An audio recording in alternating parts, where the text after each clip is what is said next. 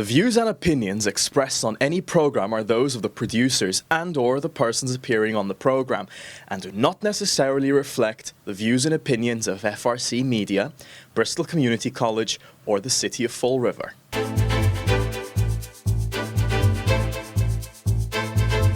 We are getting set for the November 4th municipal election here in Fall River, and FRCMedia. We're trying to speak to as many candidates as possible.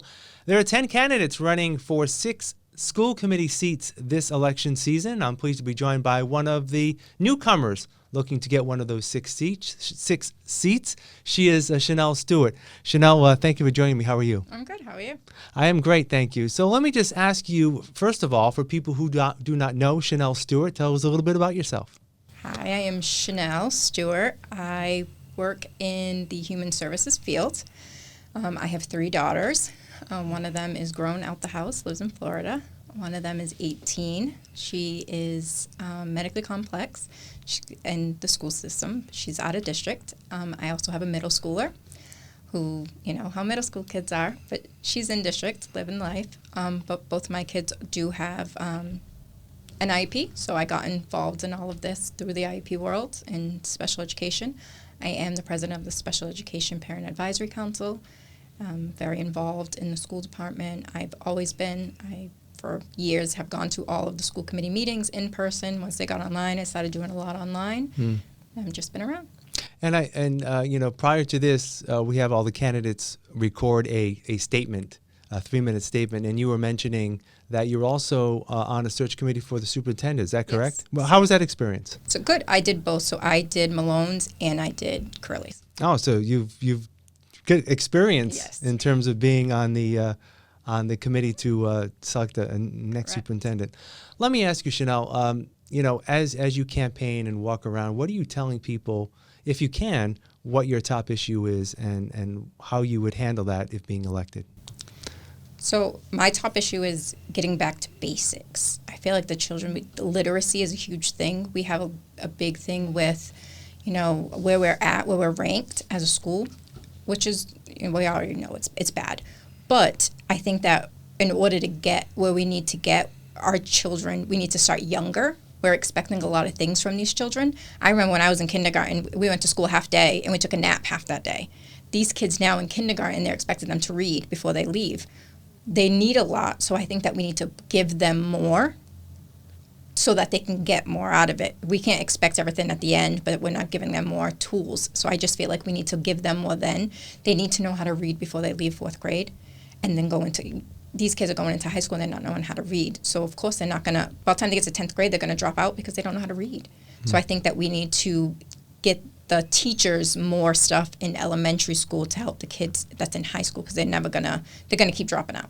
Our dropout rate's going to stay the same. What do you think is the barrier to that right now, to not having that success at those levels? Classroom sizes. For as much as they can say, it's down to 28, that's still not enough. If you've never been in a classroom, you won't understand that. When you're at the classroom, 28 is still a lot. You don't realize that, you have kids that come in and maybe 10 of them, they're good kids, they're smart, they can do things, and you have a big group in the middle that, they're going by, they could do what they got to do, and then you have another group of 10 that they have a lot of challenges, they may have an IEP, you have to do a lot with them, and you're one teacher and you're trying to do all of that at one time. I personally think that, every teacher could use, a power in their room to help them, and maybe, that could be part of it. I don't know, I can't tell you exactly what it is, but I think that they just need more help. Teachers are amazing. They can only do so much with 28 kids in a classroom with all the different needs. Now, smaller class sizes may need to lead to more space, and I know that's currently an issue with the schools. Is there a way that, you can work and figure that out? If we have to build another school, we should. But I think the K to 8 model, we're going to have to rearrange stuff anyways because they're talking about doing a K to 8 model. Regardless, we're going to have to, if that's the way that we go, things are going to have to change regardless. So once you start moving that around, going K to 8, start moving around, get smaller class sizes. If we have to get another building, we get another building. Yes, I know that costs money, but we'll have to figure it out. Yeah. The school department budget has increased substantially over the last few years, Yes. Mainly due to the Student Opportunity Act on the statewide level, and just that compared with just the changing of the formula, if you will, in terms of how school money is distributed. There's also, more money because the allocation is higher. The city has to kick in more money. How do you view that? And I know a lot of people will say, well, money alone doesn't solve a problem. But is there a way that as one school committee member, there may be ways to find some efficiencies to help in some of the other projects you want to do, again, getting back to class size and the like? Yeah, I do. I think once you have to put it all on the table. There's too many things, like there's a pet project here, a pet project there. I think that if we all come together and see what could be done, and the frivolous stuff, we just have to, tie it in, because I think, yet again, the class sizes are more important than, that one small little thing over there, that one small little thing over there. We have a lot of social emotional things that happen, there's a lot of social emotional classrooms, and those are needed. They're very well important. I don't think that people realize how important those kinds of things are. Inclusion is a big, huge thing. There's a lot of things that go into play, and I think that people don't realize how big those are because they haven't been in a school. And I feel like just like everybody should be, should work in, retail or fast food so you can understand what it's like. I feel like everybody should be a teacher for a day or work in a school. I don't care if it's, to work in the lunch lady line or anything, just so you can see what it's like to be in the school building, because it's a lot. It's not just quick. It's a lot. You mentioned that, Fall River is near the bottom of the list in terms of educational attainment and success and test scores and the like. How much of that is the teaching and learning of the district, and are there any responsibilities of parents to get more involved? And in a city like Fall River, sometimes that's more difficult. It is more difficult, but it's difficult for a couple of reasons. It's on the schools, of course, but the parents, a lot of them work different times, so it's hard to get them in. We as a district, how do we involve them in, not just, so everything can't be in school. A lot of stuff can still be on Zoom. You got to offer at different times. It's hard to tell the teacher that they have to come in on a weekend to do something, but it doesn't have to be school-based. You can do something on a Saturday that was from somewhere else, but we had like a program from, a college or something that's teaching a parent how to do this math so that teaching their child how to do it, because a parent can't come at 5 o'clock on a Thursday, when the school can do it. You have to put up more opportunities out there for the parents to be able to learn this stuff. Parents can't help their kids do that math. It's not going to happen. Yeah. They don't know it because they haven't learned it that way. But it's not just math. It's a lot of different things. Yeah. Safety in schools is always an issue. As we're recording this, just so people know, it's actually toward the middle and end of September, so it's early in the process. And there was an incident at Diamond this week in terms of someone calling in saying they had a bomb and a gun. It ended up being a hoax, thank goodness. There's, more instances of cases of bullying that we may see. Social media may be tie into that. How, as one school committee member, can you help make sure that the Fall River Public Schools remain safe? Oh, safe. So bullying, we'll start with bullying. So the bullying end of it, it's huge, and I think that people just try to brush off bullying. Yes, we were all bullied. Every single one of us were bullied. It either makes you or breaks you. But I think that today's kids are not us. They're just different. And I think that bullying is rough. And the difference is if something happened to me when I went home, it was already gone. Now, because of social media and because everybody has a phone, it's different. So I think the yonder pouches were good. So one thing that my teenager said to me when I told her that I wanted to run, she said, "Will you get rid of the yonder pouches?" I said, "Absolutely not." So she was like, "I don't know about this." But I think the yonder pouches are great, because I think that the bullying that's happening in school isn't happening as much in school because of that. Yes, do the kids still end up with their phone in school? They do. I can tell you 50 ways how it's still happening, but it's cut down on it. So at least the bullying part of it is an issue. As far as safety goes, I understand why parents want their kids to still have a phone because of things like what just happened in Durfee. A lot of those parents were able to speak to their children because they had a phone, and now that's even more parents are saying that's why get rid of the yonder pouches. That wouldn't have changed anything if they had a phone or they didn't have a phone. The safety, truly, I think that the system that we have right now, our metal detectors, we need to make sure that they're upgraded and make sure that they're state of the art and they're not just, there for show. We just need to make sure, yes, they go off. Trust me, I go in that building all the time and they go off every 5 minutes. I think they're a little bit touchy, but I just need to make sure that they're exactly where they need to be so that if something does happen, that they go off. They check every time that they go off. It's not just like, oh, that one's fine. No, check them so that we can make sure that, they're not going into the building. I want to talk a little bit about the school committee itself. You'll be one of 6. You mentioned your work on committees you're currently on here with the school district and, of course, the superintendent searches. So you've worked in a committee atmosphere, if you will. How do you see yourself as working as one of 7, really? The mayor is also Yes. On that committee. How do you see yourself working with the members, regardless of who 6 are elected in November? Oh, I think I'll be fine. So for the most part, I can get along with anybody. We can chit-chat. We can make it through everybody. You don't have to be rude. You don't have to be able to have a conversation with somebody. We're all adults. Let's just have a conversation.